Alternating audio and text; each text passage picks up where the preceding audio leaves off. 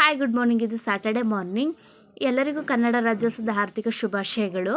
ಇನ್ನು ರಾತ್ರಿನೇ ಸ್ವಲ್ಪ ಸಾಂಬಾರು ಜಾಸ್ತಿ ಮಾಡ್ಕೊಂಡಿದ್ದೆ, ಬೆಳಗ್ಗೆ ತಿಂಡಿಗೆ ಅದೇ ಆಗುತ್ತೆ ಅಂತ. ಇನ್ನೇನಾದರೂ ಇವತ್ತು ಸ್ವೀಟ್ ಮಾಡೋಣ ಅಂತ ಕ್ಯಾರೆಟ್ ಬಳಸ್ಕೊಂಡು ಹಲ್ವಾ ಮಾಡ್ಕೊತಾ ಇದ್ದೀನಿ.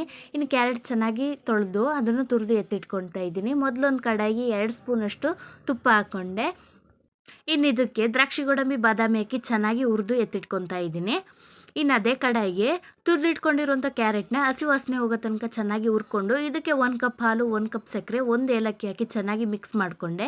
ಇನ್ನು ಹುರಿದಿಟ್ಕೊಂಡಿರೋವಂಥ ದ್ರಾಕ್ಷಿ ಗೋಡಂಬಿ ಹಾಕಿ ಚೆನ್ನಾಗಿ ಮಿಕ್ಸ್ ಮಾಡಿಕೊಂಡು ಒಂದು 5 ಮಿನಿಟ್ಸ್ ಚೆನ್ನಾಗಿ ಬೇಯಿಸ್ಕೊಂಡ್ರೆ ಕ್ಯಾರೆಟ್ ಹಲ್ವಾ ರೆಡಿ ಆಗುತ್ತೆ. ಇನ್ನು ತಿಂಡಿಗೆ ಅಕ್ಕಿ ರೊಟ್ಟಿ ಮಾಡ್ಕೊಳ್ಳೋಣ ಅಂತ ಸ್ವಲ್ಪ ಬಿಸಿ ಅನ್ನ ಮಾಡ್ಕೊಂಡಿದ್ದೆ. ಇದಕ್ಕೆ 1 ಸ್ಪೂನ್ ಉಪ್ಪು ಹಾಕಿ ಹಸಿಟ್ಟಾಕಿ ಚೆನ್ನಾಗಿ ನಾದ್ಕೊಂಡು ಇನ್ನು ಒಂದು ಕವರ್ ಮೇಲೆ ನೀಟಾಗಿ ತೊಟ್ಕೊಂಡು ಕಾದ ತವದ ಮೇಲೆ ಹಾಕೊತಾ ಇದ್ದೀನಿ. ಇನ್ನು ರೊಟ್ಟಿ ಸ್ವಲ್ಪ ಬೆಂದಿದೆ ಅಂದಮೇಲೆ ಸ್ವಲ್ಪ ನೀರು ಸವರಿ ಹಿಂದೆ ಮುಂದೆ ಚೆನ್ನಾಗಿ ಬೇಯಿಸ್ಕೊಂಡ್ರೆ ರೊಟ್ಟಿ ಸಹ ಆಗೋಯ್ತು. ಐ ಹೋಪ್ ಈ ವಿಡಿಯೋ ನಿಮಗೆ ಇಷ್ಟ ಆಗಿರ್ಬೋದು. ಈ ದಿನ ನಾನು ಈ ಥರ ಸ್ಟಾರ್ಟ್ ಮಾಡಿ